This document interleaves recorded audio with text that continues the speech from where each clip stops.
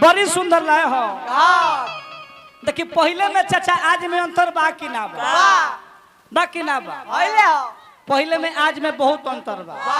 पहले खाना खियावल जाता है चाचा नु, तो आजो कहीं गांव में देखिला पात में बैठा के लोग खाना खियाई।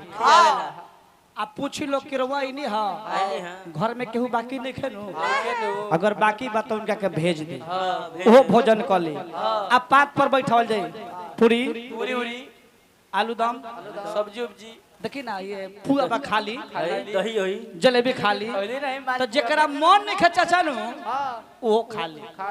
तो देखी पहले चलावे वाला लोग बेचैनी रहे, चलावे वाला लोग के बेचैनी रहे चाचा, आ खाए वाला मन पसंद से खाता रहे। आजकल कैसन हो गइल बा, लाइन में लागल बा प्लेट ले ली लाइन में लागल भैया तो क्या भीख मांगे के चालू कर ली।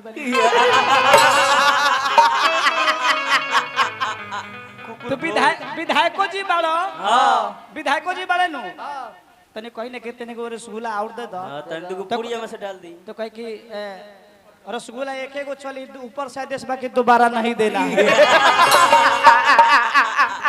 परमिशन मिलेगा तो मिलेगा, ऊपर से आदेश है, ऊपर से आदेश बाकी दोबारा नहीं देना है। तो पहले खियावे वाला बेचैनी में रहे, अच्छा चाहे घरी खावे वाला बेचैनी में बा कितनी आलू दम पुलाव तनी मालपुआ अंतर जरूर बा। पहले के गीत होखे चाचा तो गीत में साहित्य होखे हतना माइक मिलत रहे, एक क्यों माइक मिले ऊपर से टंगाई रसरी में बांध के बेयाजी लोग ठेहुनिया के कान में उंगली के एकदम ढोरी से आवाज मारी लोग तो ये गांव के आवाज वो गांव जात रहे। आ गीत गई लोग कौन गीत किए कहीं को मटिया के दूध को खिलावना मर सवलिया रे गढ़े वाला ये कहीं कुम्हार। आ वो घरी सामाजिक गीत कौन होखे, सामाजिको गीत होके चाचा कि जिस सब भजन में हरि का अरे नाम नहीं उस भजन को गाना ना चाहिए। लोग कहे कि बड़ा बढ़िया भजन बा, तब बेहाजी लोग कही का कि बेटा कतनो प्यारा होखे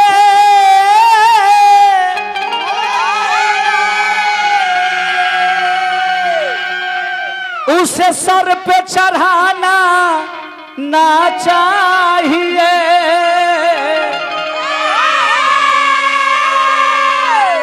डॉक्टर साहब देखिए कितना बढ़िया पहले बात गावत रहे लोग कि बेटी कतनो प्यारी होखे घर घर में घुमाना ना चाहिए।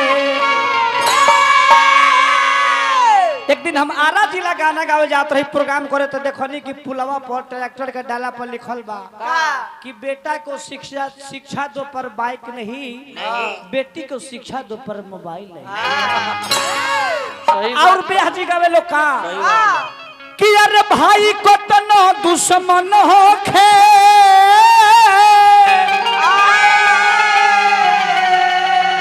सब राज छुपाना ना चाहिए। नारी कतनो प्यारी होखे सब राज बताना ना चाहिए। ये हम ना पुरानका व्यास लोग कहत है लोग, बाकी चाची दादी बैठल वाले लोग कहे कि करियवा नतिया के बेटा तो घर फोड़े बाकी चाची हम ना पुरानका व्यास लोग कहत पुरानका लोग का है। अब पहले के लेदारी कैसन होखे पिया बगोइल काला का तवारे गोरवा में जूता नहीं खसीरवा पछातवारे कैसे चली हन रहा तवारे तो पहले के लेदारी ऐसा होखे ए घड़ी के लेदारी का कहे हम क्या कहे कहने में लाज का शर्म लग रहा डिस्टर्ब हो रहा है। बाकी लड़का के नहीं के दरबार में जाता बड़ी सुंदर लय हो